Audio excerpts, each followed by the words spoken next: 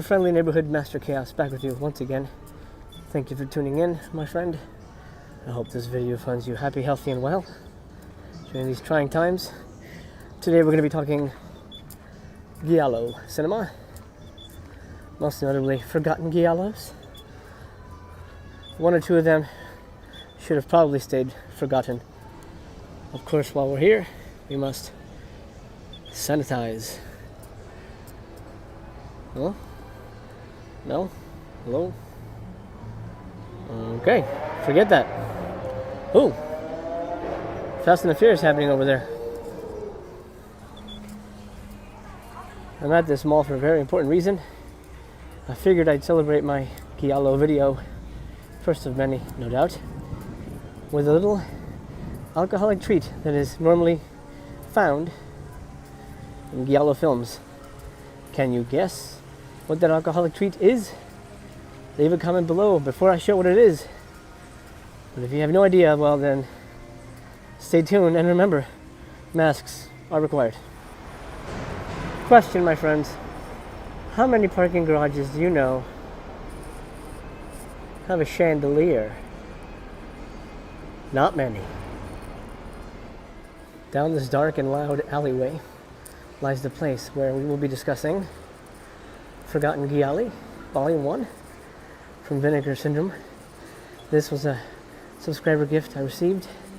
I unboxed this a while back. I don't know if you caught that. If you didn't, go back and check the unboxing playlist. We're going to unbox this sucker. I've already walked you through this box set's cover during the unboxing. But now we're going to talk about the meat of the box, and those are the movies themselves. And we're going to do it at the happiest place on earth. I did want to mention, while I have you here, about the 300 subscriber contest. If we get to 300 subscribers by August 1st, we're pretty close. 78, I think, according to the count as far as the shooting of this video. If we get to 300 by August 1st, I will donate $20 to the charity of the choosing of one of the subscribers of my choosing, which will be chosen at random. Anyway, let's get to the movies. There are 3 films to discuss. Finding ourselves in the wine section, I thought it'd be apropos to discuss The Police Are Blundering in the Dark, which is the only Italian film in this forgotten giallo collection. It is the only actual 100% giallo because it's Italian. This is a not terrible film. It's my least favorite only because not much happens in the movie. There is a lot of nudity, which is great. Highly recommended for that. But ultimately the film is really slow and there's only like 2 deaths in the film, so it's not so much a thriller, more of a mystery. And the police are in the title, but they're not in the movie until the very, very end. So not much of a notable film right here. Probably one that should have stayed forgotten. I think I would consider myself a wino, but I don't like any white wines. I'm all about the reds. How about you guys? Yikes. That's a spicy meatball. Now that is a doozy of a bottle. We find ourselves in the whiskey section because watching the Forgotten GIALLI box set, it put a taste in my mouth. The taste of a familiar staple of giallo films. Can you guess what it is? I can give you a hint. It's a whiskey. And if you said J&B, you're correct. I need that.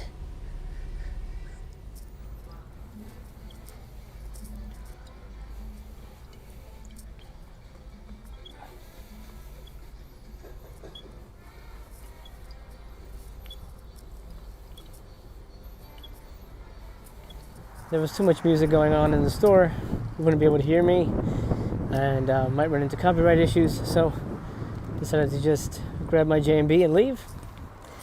But we still have 2 movies to get through, so Up next is probably my favorite, Trauma in Spanish. And why do I say it in Spanish? Because this movie is not a traditional giallo film. As a matter of fact, it's a Spanish film directed by Leon Klimovsky. The reason I remembered his name during the unboxing, I'm going to pause right here so you guys can take a look at that. The reason I remembered his name is because he directed a lot of films for Paul Naschy. This is a great movie, lots of nudity, about 4 kills, so not heavy on the violence, but there's 4 kills and they're spread out throughout the movie. The setup is flimsy. A writer goes to a country house to work on his book and runs afoul of a murderer. And for the most part I enjoyed it. I think the lead is a little bit of a foppish guy. Couldn't really believe that he was into girls, if you know what I mean. There's even a sort of running subplot with this little boy that feels a little homoerotic. I didn't really get what the point of that was. But for the most part, Trauma is the best one, and probably the most traditional type giallo of the bunch. Well, I mean, I guess they all share elements of GIALLI, but I can understand why this one was a forgotten film. It's not necessarily a stellar movie by any means of the imagination. It's a good, maybe 1-time, maybe 2-time watch. And the fact that this is the best one in the set really says a lot. Because compared to other GIALLI, this movie's pretty lackluster. This massive structure used to, sadly, be a Toys R Us. But now it is a Amazon grocery store or something like that. So it's coming 2020, but I seriously doubt that. Anyway, I figure this is the right time to talk about the final film in the Forgotten GIALLI collection. The Killer is one of 13. This is your basic, and I mean basic, 10 Little Indians type story. Cat and the Canary kind of film. A whole bunch of people stuck in a house, and there's a killer among them, and they have to find the killer before it's too late. But of course, it's always too late because the killer has to kill. However, somebody forgot to mention that to the screenwriter, because this film is very slow. As a matter of fact, nobody dies for the first hour of the movie.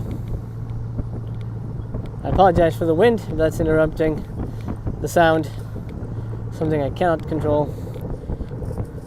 I wanted to film inside the Total Wine, but they decided that they wanted to play music instead at a very loud volume. Ooh, look at that guy. He's in a hurry. Anyway, The Killer is one of 13. Really slow, methodical movie. It's almost like Gosford Park, if you guys know that film. Except, say the last 30 minutes of the movie is when it really gets juicy. And we get 6 deaths. And of course, the prerequisite surprise ending. And then it really becomes a giallo then. But for the first hour, it's a drama about couples bickering. And it could become tedious. So this is definitely the least of the 3 films. And the one that should probably have stayed forgotten the most, in my opinion. There you go, my friend. Those are the 3 films in the Forgotten GIALLI box set from the fine people at Vinegar Syndrome. The films overall were not terrible. I'll be honest, I didn't hate them, but I certainly wouldn't consider them classics. And I understand why they are very much lost or forgotten about. And also technically, only one of them is a GIALLI, because 2 of them are Spanish. Which, funny enough, they do manage to capture the spirit and the essence of a giallo film. But by definition, GIALLI, I think, should only be Italian. That's, in my opinion, of course. But ultimately, if the movie's good, the movie's good. That's all that we care about. And these 3 films are mediocre at best. And that's where I stand on the Forgotten GIALLI. that'll do for today, folks. If you enjoyed this video, I would appreciate if you drop me a like. Very kind of you. If you're new here, physical media exercise is a daily show. So I'll be here tomorrow. I hope I'll see you tomorrow as well. If you had the Forgotten GIALLI box set, let me know down in the comments if you had a favorite or if you thought that all three of them should have stayed forgotten. Remember the 300 subscriber contest before August 1st, or by August 1st, I should say. I'll make a donation in your name to the charity of one subscriber's choice. You can even all get together and decide which one is the best charity. Until then, until tomorrow, the Master Chaos, thank you for your time. I appreciate you being here, my friend. I'll talk to you next time.